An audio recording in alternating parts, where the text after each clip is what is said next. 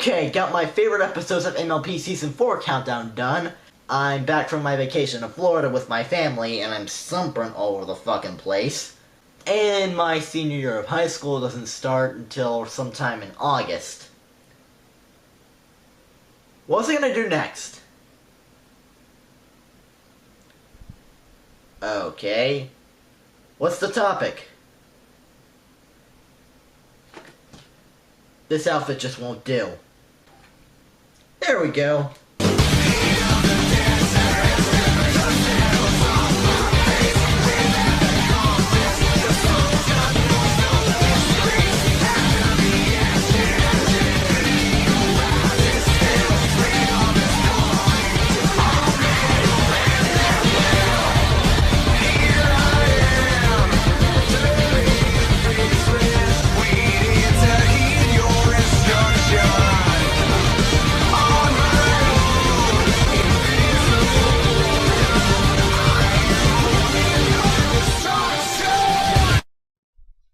Son of a quark.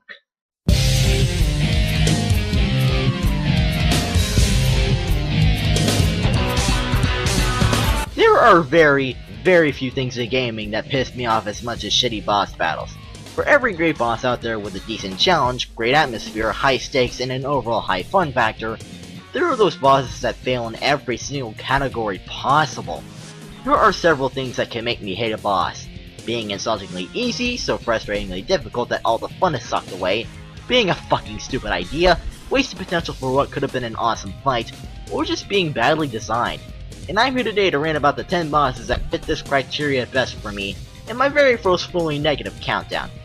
Just keep in mind that I have not played every single game in existence, and this list is entirely opinion based. So if I don't include one of your least favorite bosses, it might either be because I haven't played that game, or I just didn't think it was as bad as you did. And if you happen to like any of the bosses on this list, I'm cool with it. After all, I'm not an arrogant douche. For the most part. Okay, enough of all this, let's get on with this list. It's no use! Take this! How about this? Take this! It's no use! Take this! It's no use! That time we got to talk about this game. Metal Gear Rising: Revengeance is an amazing action game that I can find very little to complain about. The combat is so fun and satisfying, especially with the Blade mode. The story, while not quite as good as the Metal Gear Solid series, is still interesting on its own. The soundtrack is some of the best in gaming history. Let's face it, everyone who has played this game has shouted Rules of Nature at the top of their lungs at least once. And what is easily the best and most memorable part about the game, the boss battles. Dear God, words cannot do justice to explaining how amazing the bosses in this game are. Though there is unfortunately one boss in the game that stands out among the others for all the wrong reasons. And I think everyone who's played this game knows where I'm going with this. He's mine. Yeah, I'm sure pretty much everyone who's played Metal Gear Rising can agree that Monsoon is easily the weakest of the bosses in the game. At first, the fight doesn't start out too bad. He mostly just attacks from a cloud of smoke that you have to parry to avoid, and he throws stuff at you which you have to blade mode. A bit annoying, and the attacks from the clouds take forever to stop, but nothing unmanageable. But when he glows purple, may God or whoever the fuck your deity is have mercy on your soul.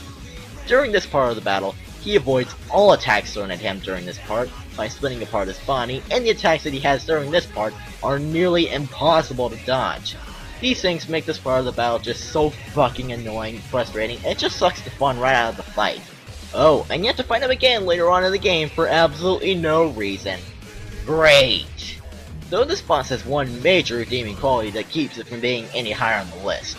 The boss theme, Stains of Time, is one of the greatest in gaming history.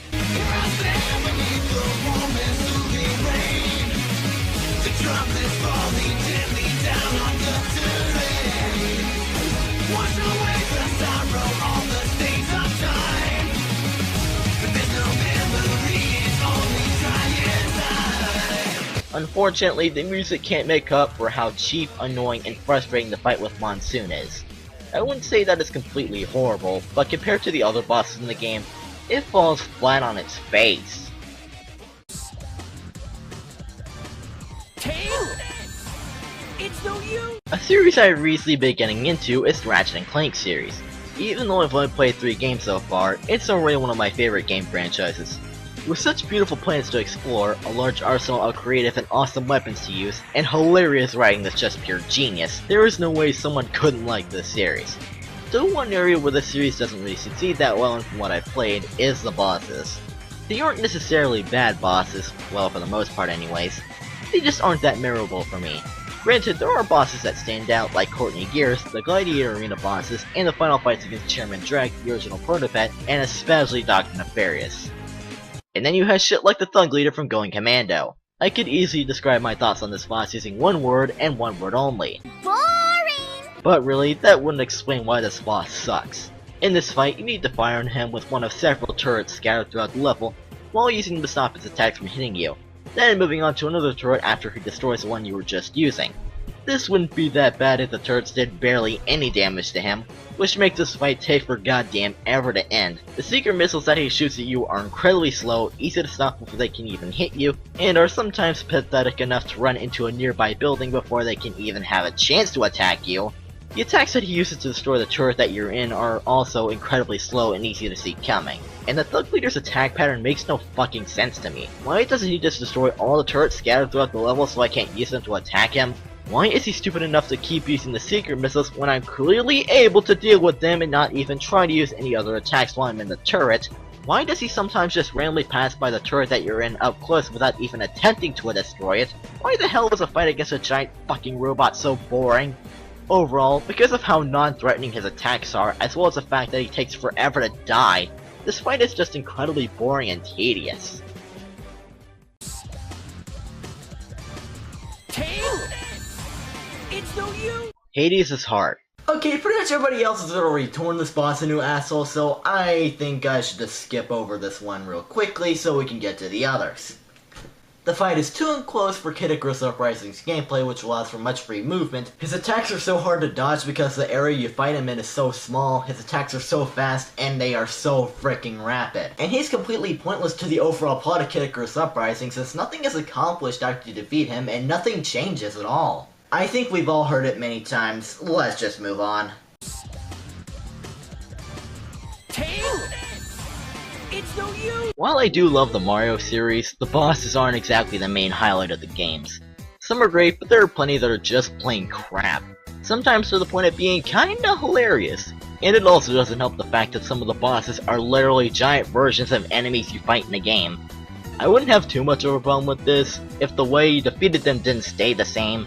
The boss I'm picking for this list comes from Super Mario Galaxy, which ironically has one of the best selections of bosses in the series, such as Megaleg, Kingpin, and Bowser Jr. Though that doesn't stop it from having its fair share of duds like Major Burrow's Dino Piranha, and my pick for this list, Baron Burr. First off, the design for this boss is incredibly stupid. It's just a bigger version of one of the level's enemies, the Burbits, with a crown on top.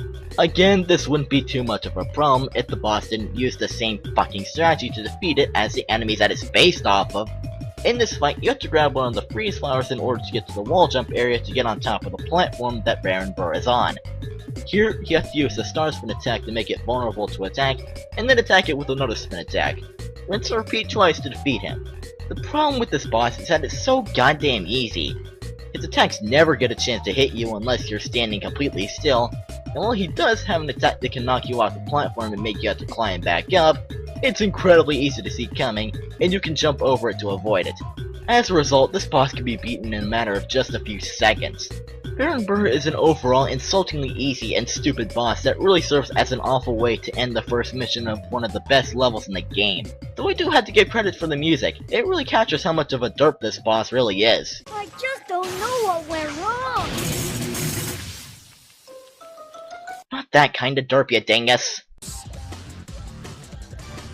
Tail!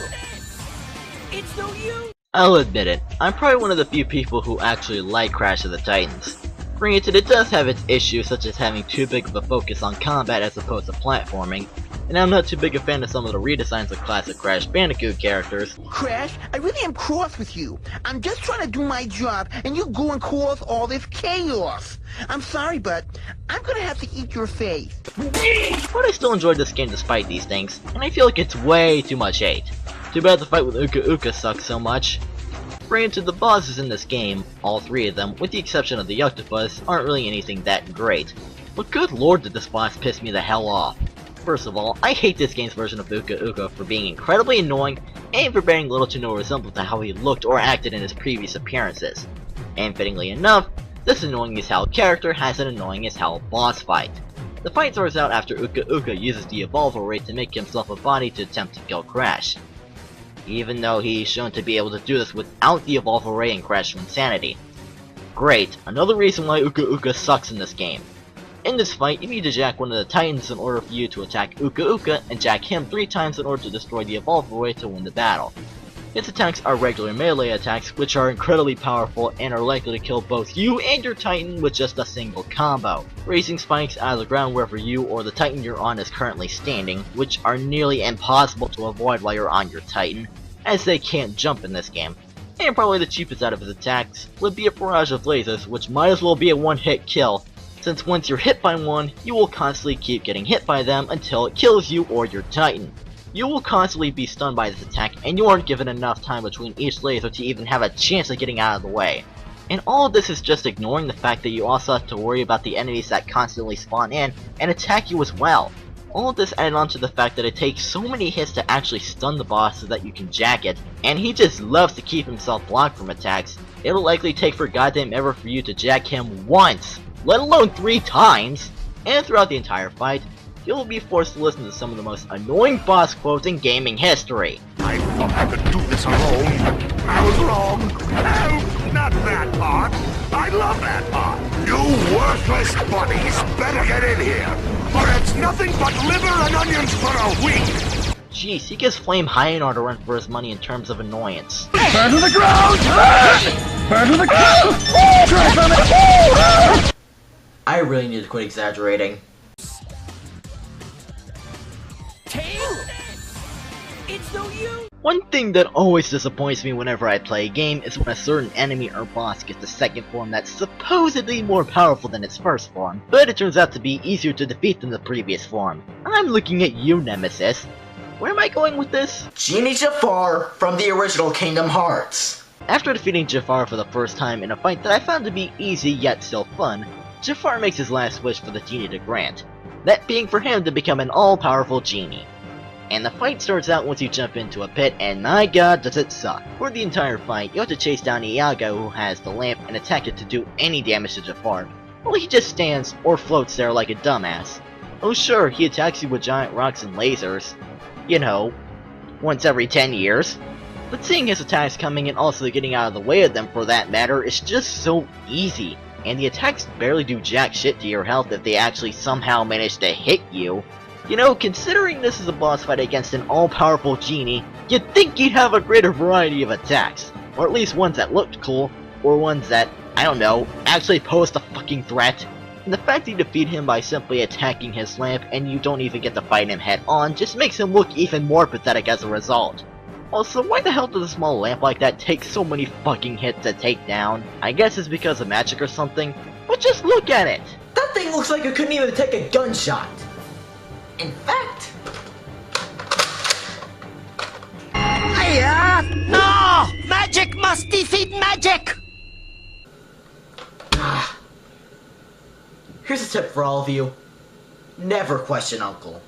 Say all you want about the fight against him in Kingdom Hearts 2, but compared to the fight in this game, it's a massive step up. At least that fight's scenario was cool, at least his attacks had more variety and looked awesome, at least you attacked him rather than his fucking lamp, and at least he posed a fucking threat.